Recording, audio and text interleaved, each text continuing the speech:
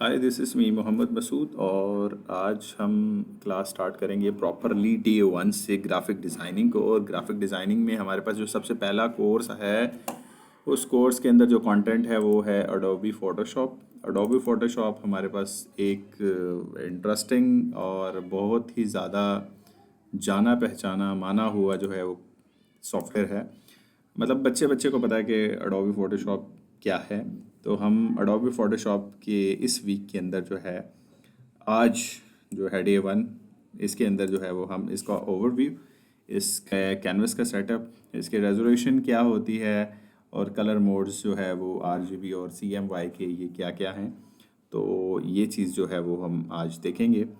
तो इसी के साथ हम जो है वो आज अडोबी फ़ोटोशॉप को इंस्टॉल भी करना सीखेंगे कि कैसे हमने इसको इंस्टॉल करना है। तो इंस्टॉल करने के लिए आपने इसकी जो प्रॉपर एक वेबसाइट है adobe.com, इस पे आ जाना है और इस पे आने के साथ ही जो है वो आपको ये कहेगा कि आप जो है अडोबी फ़ोटोशॉप को जो है इसके प्रोडक्ट्स में जाएं और उसके बाद ये डिफरेंट प्रोडक्ट्स हैं आपके पास। यहाँ पर अडोब प्रीमियर है, क्रिएटिव क्लाउड है। अब क्लाउड के अंदर जो है ये तमाम Illustrator, Adobe Pro, Premiere, Acrobat और ये सारे जो है वो इसके अंदर शामिल हैं। लेकिन हमने फ़िलहाल जो है वो अडोब फ़ोटोशॉप पे इंस्टॉल करना है, तो फ़ोटोशॉप पे क्लिक करेंगे। There are 2 option, buy now and free trial. तो इन दोनों ऑप्शन में आप अगर इसको परचेज़ करेंगे तो आपको $, परचेज़ पे करने पड़ेंगे। 22.99 मतलब $23 जो है वो आपको परचेज़ करने पड़ेंगे। और अगर आप फ्री ट्रायल की बात करें तो फ्री ट्रायल जो है वो 30 डेज़ के लिए या फिर 7 डेज़ के लिए जो है वो मौजूद होगा, जिसको आप इस्तेमाल कर सकते हैं। ये इंडिविजुअल होगा 7 डेज़ का, जी बिल्कुल 7 डेज़ का ट्रायल है। उसके बाद आपको जो है वो परचेज़ करना पड़ेगा इसको। स्टूडेंट या टीचर के लिए भी हो सकता है और बिज़नेस पर्पस के लिए भी इसको इस्तेमाल कर सकते हैं। तो ये डिफरेंट प्लान्स हैं, आप इसको देख के इसको परचेज़ कर सकते हैं। मैं इस वक्त जो है वो अडोबी फ़ोटोशॉप जो है वो इंस्टॉल कर लेता हूँ। इंस्टॉलेशन के लिए मेरे पास ऑलरेडी इसका सेटअप मौजूद है और सेटअप के अंदर there are 2 types of operating system. हमारे पास 32 बिट हो सकता है या 64 बिट। तो अगर कोर सिस्टम्स हैं तो डेफिनेटली 64 बिट होंगे, तो 64 बिट में आ जाता हूँ। अडोबी फ़ोटोशॉप सेटअप में आगे डबल क्लिक किया तो हमारे पास ये याद रखें कि इसको इंस्टॉल करने के लिए आपको पहले इंटरनेट ऑफ़ करना पड़ेगा। तो मैं इस इंटरनेट को ऑफ़ कर लेता हूँ, वरना ये है कि मुझे साइन इन का कहेगा और मुझे जो अडोब की आईडी है वो इंटर करनी पड़ेगी, मतलब इसका जो एड्रेस है उसको इंटर करना पड़ेगा। तो ये एक इंस्टॉलर है जो चल रहा है हमारे पास, और जब तक ये टाइम लेता है तो हम देखते हैं कि इंटरफेस आज हम देखेंगे इसको ओवरव्यू किस तरह का होता है अडोब फ़ोटोशॉप का। तो यहाँ पर वो कह रहा है कि इंस्टॉल कर लें या फिर ट्राई। तो मैं फ़िलहाल कह लेता हूँ कि परचेज़ तो नहीं कर रहा, लिमिटेड टाइम के लिए ट्राई। साइन इन कह रहा है तो साइन इन भी नहीं करना चाह रहा मैं। साइन इन, तो ये कह रहा है कि आपके पास इंटरनेट नहीं है, क्योंकि मैंने इंटरनेट ऑफ किया है, अदरवाइज़ वो आपको साइन इन का कहेगा। तो sign in later, accept and जो डायरेक्टरी जहाँ पर भी आप सी में, डी में, ई में, किसी भी डायरेक्टरी में इंस्टॉल करना चाहें वो फ़ोल्डर बता दे और इंस्टॉल का कहेंगे। अच्छा जी, ये उसके बाद परमिशन मांग रहा है कि आपके कंप्यूटर से मैं परमिशन ले रहा हूँ कि क्या आपकी डिवाइस को यूज़ कर सकता है। उसके बाद साथ ही वो इंस्टॉलेशन स्टार्ट कर दिए। अच्छा, जब तक ये इंस्टॉल करता है हम अपने बाकी लेक्चर की तरफ आते हैं। तो लेक्चर के अंदर हमारे पास जो सबसे पहले चीज़ है वो है व्हाट इज़ फ़ोटोशॉप। फ़ोटोशॉप क्या है? The industry standard raster graphic editor. Basically हमारे पास जो अडोब फ़ोटोशॉप है, वैसे तो आपको ओवरव्यू सबको ही पता है कि हमारे पास जो इमेज एडिटिंग का काम है, जो इमेज एडिटिंग जिस सॉफ्टवेयर ने करनी है वो अडोब फ़ोटोशॉप है। बेसिकली ये इमेज एडिटर है या ग्राफिक एडिटर है जिसको बनाया अडोब कंपनी ने फॉर फोटोग्राफर्स, मतलब फोटोग्राफर्स के लिए, ग्राफिक डिज़ाइनर्स के लिए, डिजिटल आर्टिस्ट के लिए, या प्रोफेशनल वर्ल्ड वाइड क्रिएटिवली कुछ बनाना चाह रहे हैं उनके लिए बेसिकली बना है। अच्छा जी, इसके बाद अब रास्टर या वेक्टर, ये दो अलग अलग चीज़ें हैं। रास्टर ग्राफिक कौन से होते हैं और वेक्टर ग्राफिक्स कौन कौन से होते हैं। तो रास्टर ग्राफिक्स हमारे पास ऐसे ग्राफिक्स होते हैं जिसके अंदर ग्रिड्स होती हैं, कलर पिक्सेल्स होते हैं. It deal with rich photographic details and smooth tonal transitions. Higher resolution mean larger file size and scaling up can reduce visual crispness. तो ये हमारे पास जो है वो रास्टर ग्राफिक्स होते हैं, बेसिकली फोटोशॉप यूज़ करता है. अब वेक्टर ग्राफिक्स कौन से होते हैं, जिसको हम इलस्ट्रेटर के अंदर से मतलब mathematical formulas, lines, curve, point, geometrical shapes, उसके बाद जो स्केलिंग वगैरह होगी, इसी तरह हमारे पास, लेकिन इससे इसकी क्वालिटी ज़रा कम होती है as compare to raster graphic के. आइडियल किस लिए है, टाइपोग्राफी के लिए बहुत अच्छा है, लोगो वगैरह बनाने के लिए, वेक्टर आर्ट वर्क के लिए और आइकन वगैरह डिज़ाइन या लोगो डिज़ाइन के लिए हम इसको इस्तेमाल करते हैं. मतलब अगर हम रास्टर ग्राफिक की बात करें तो हाई क्वालिटी है, ये लो क्वालिटी है, बट इसका मकसद कुछ और है और इसका मकसद कुछ और है. अच्छा, इसके बाद हम आ जाते हैं फ़ोटोशॉप वर्क स्पेस की तरफ. तो फ़ोटोशॉप वर्क स्पेस की तरफ आएँ तो हमारे पास जो है वो, मैं इसको रिफ़्रेश कर लेता हूँ एक दफ़ा.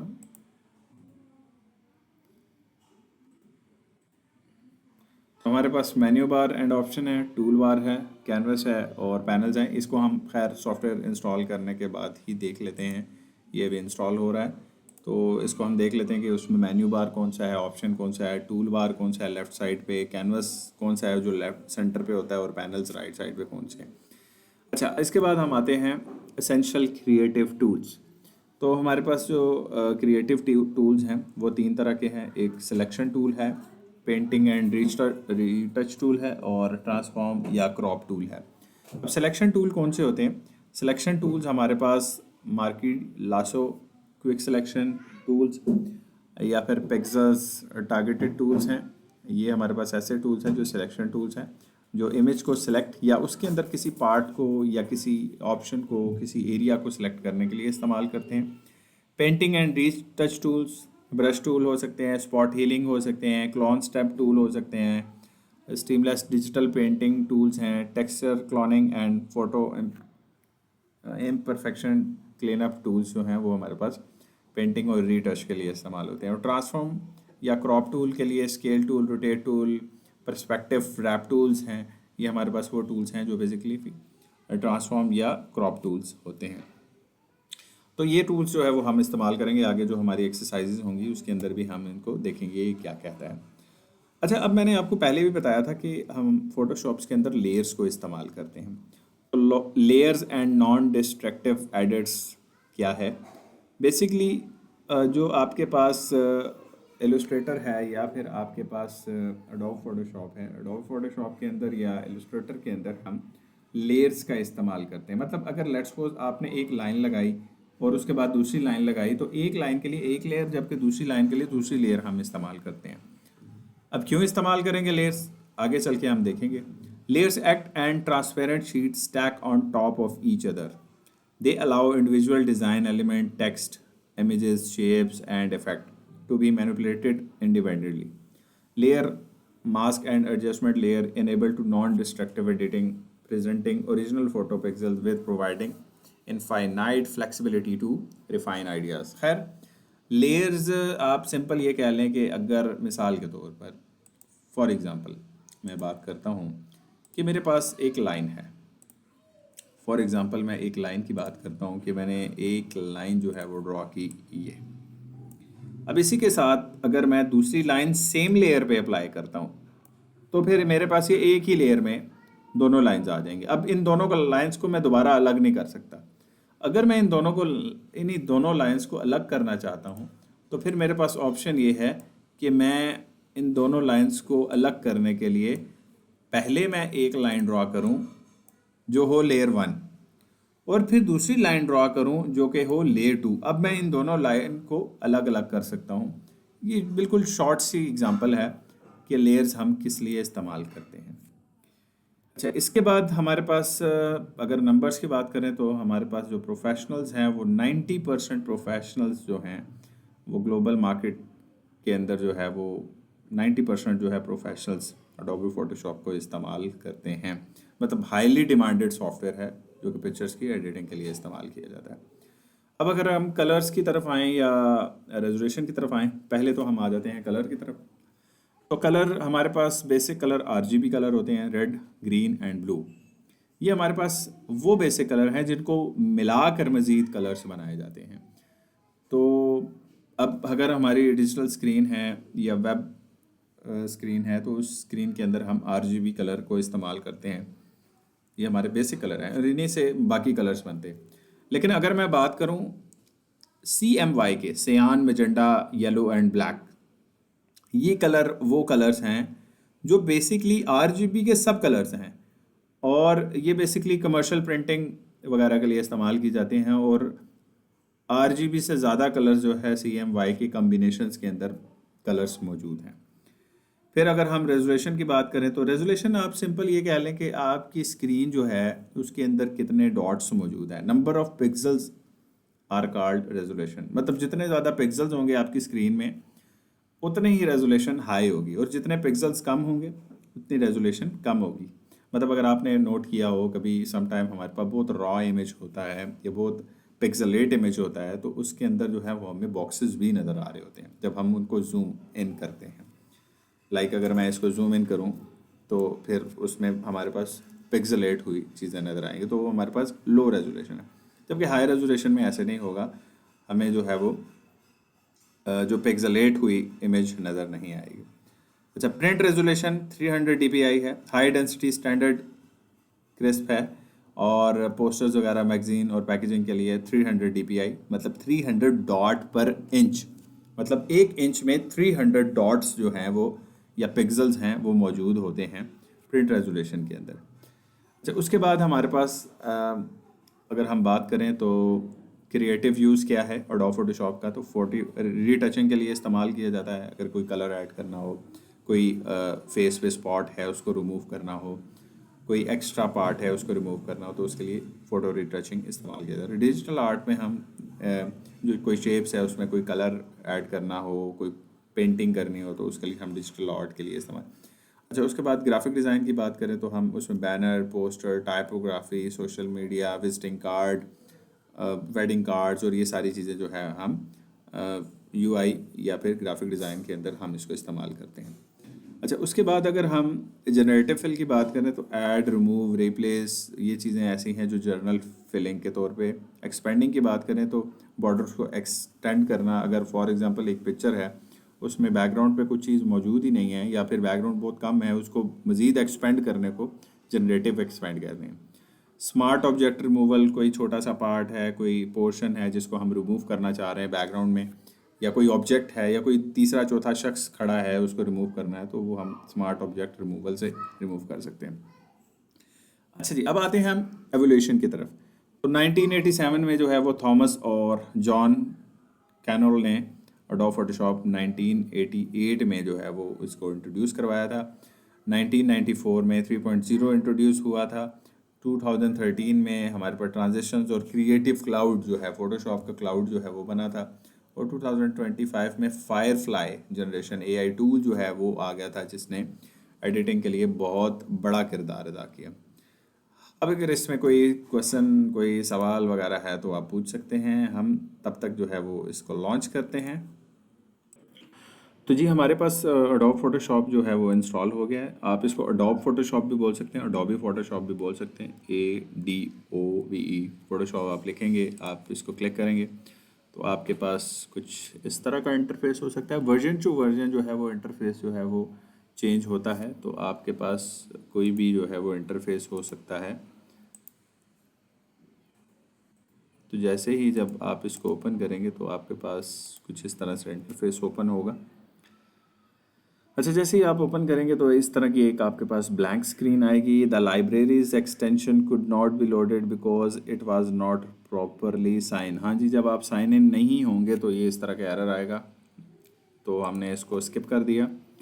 अच्छा, इसके बाद अब हमारे पास अगर हम बात करें तो थोड़ा सा इसको मैं सेट कर लेता हूँ यूँ। अच्छा, अब हमारे पास ये टूल्स को एक्सपेंड किए, आप इस तरह भी वन कॉलम भी कर सकते हैं, 2 कॉलम में भी इसको सेट कर सकते हैं। और अब हमारे पास अगर हम अपनी प्रेजेंटेशन स्लाइड पर आएँ तो हमारे पास जो है हम यहाँ देख रहे थे कि हमारे पास सबसे पहले क्या था, मेन्यू बार एंड ऑप्शन। तो हमारे पास जो ये जो सबसे ऊपर नज़र आ रहा है, file, edit, image, layer, type, select, filter, ये हमारे पास मेन्यू है। ये मेन्यू बार का ड्रॉप डाउन मेन्यू ओपन हो रहा है, हम इस मेन्यू को इस्तेमाल करेंगे। अच्छा, इसके बाद हमारे पास जो लेफ़्ट साइड पे है वो टूल बार है।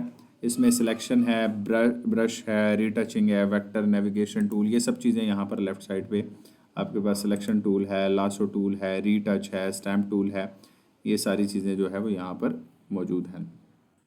अच्छा, इसके बाद अगर हम बात करें तो हमारे पास द कैनवस सेंटर, ये दरमियान में जो है ये हमारे पास वर्किंग एरिया है। इसमें भी मैं कैनवस इंपोर्ट करता हूँ, मैं बताता हूँ कैसे करना है हमने। और इसके बाद है पैनल्स, हमारे राइट साइड पे जो है वो पैनल्स मौजूद है। जो भी हम काम कर रहे होते हैं, जो भी वर्किंग कर रहे होते हैं, यहाँ पैनल्स हमें नज़र आ रहे होते हैं। तो हम फाइल पे क्लिक करते हैं और इसके बाद न्यू पे क्लिक करते हैं। और न्यू पे जैसे ही क्लिक करते हैं तो सबसे पहले वो कहता है कि अनटाइटल्ड डॉक्यूमेंट है, आप इसका नाम लिख लें, my first project. My first project लिख लिया, चलिए जी। अच्छा, उसके बाद वो कह रहा है कि ये कैनवस के साइजेस हैं different, US paper, international paper, photo, web, artboard, custom, ये आपके पास कैनवस के साइजेस हैं। अब ये कैनवस का मज़ीद उसकी विड्थ आपने इंचेस में, पिक्सल्स में, सेंटीमीटर्स में, पॉइंट्स में, पिकाज में, कॉलम्स में, आपने जो विड्थ और लेंथ है उसकी जो सेट करनी है वो भी आप कर सकते हैं। मैं लेट्स सपोज कहता हूँ कि इस कैनवस का साइज़ जो है वो 6x4 हो हाइट। याद रखें कि जब भी आप नया मॉडल बनाएं तो उस मॉडल के लिए आपके पास लाजमी तौर पर जो है उसका साइज़ पता होना चाहिए। खैर, ये अगर देखें, मैं हाइट अभी यहाँ पर इमेज का साइज़ आ रहा है 6.18, जैसे ही मैं इसको कम करता हूँ तो साइज़ कम हो गया मज़ीद। अच्छा, इसके बाद हमारे पास रेजोल्यूशन है 300, 600 DPI, पिक्सल्स पर सेंटीमीटर रखना चाहें या पिक्सल्स पर इंच तो वो भी रख सकते हैं। कलर आपके पास डिफरेंट कलर के हैं, bitmap colour, grey scale, RGB colour, CMYK colour या लैब कलर, हमारे पास ये डिफरेंट कलर्स और उनके बिट मौजूद हैं, ये कलर के बिट्स हैं। अच्छा, उसके बाद बैकग्राउंड आपने ब्लैक रखना चाहें या कोई और कलर आप करना चाहें, यहाँ से आप कलर को चेंज कर सकते हैं। ब्लैक रखना चाहें, ग्रीन, ऑरेंज, येलो, जो भी कई कलर करना चाहें, यहाँ से कलर्स को सिलेक्ट कर सकते हैं। लेट्स सपोज मैं कलर ये रख लेता हूँ अपने कैनवस का। और प्रोफाइल आप सिलेक्ट कर सकते हैं एडोब RGB, मैं फ़िलहाल कोई इसमें सेटिंग नहीं कर रहा। स्क्वायर पिक्सल्स हैं मेरे पास और मैं जैसे ही इसको ओके करता हूँ तो मेरे पास मेरा पहला कैनवस जो है वो लोड हो रहा है और मेरा कैनवस लोड होकर ये आ गया। ये देखें, नाम आ गया माय फर्स्ट प्रोजेक्ट और ये 66% इस वक्त लोड हुआ है। तो इसको जूम इन जूम आउट कर सकते हैं आप, ठीक है, अपनी मर्ज़ी के मुताबिक। ये आपके पास लेयर आ चुकी है। राइट साइड पे कंट्रोल पैनल है, यहाँ पर आप कुछ भी ड्रॉ करना चाहें यहाँ पर ड्रॉ कर सकते हैं। आप कोई लाइन ड्रॉ करना चाहें तो लाइन ड्रॉ कर सकते हैं। आप लाइन ड्रॉ करने के लिए वहाँ पर मेरे पास पेन टूल है, आप पेन टूल की मदद से जो है वो लाइन ड्रॉ कर सकते हैं। लासो टूल, रेक्टेंगल टूल और आर्टबोर्ड टूल, पेंसिल टूल, हाँ जी, यूँ पेंसिल टूल से हम कुछ भी ड्रॉ करना चाहें। अगर आपने स्ट्रेट लाइन लगानी है तो उसके लिए आप जो है वो इस्तेमाल करेंगे पेन टूल, ब्रश टूल, ये ब्रशिंग के लिए यूज़ होगा ब्रश। और उसके बाद आप स्लाइसर यूज़ कर सकते हैं। खैर, ये चीज़ें वो हैं जो हम आगे पढ़ेंगे। ये लासो टूल है, मतलब अगर आपने कोई स्ट्रेट लाइन लगानी हो तो स्ट्रेट लाइन लगाने के लिए हम इस्तेमाल करते हैं।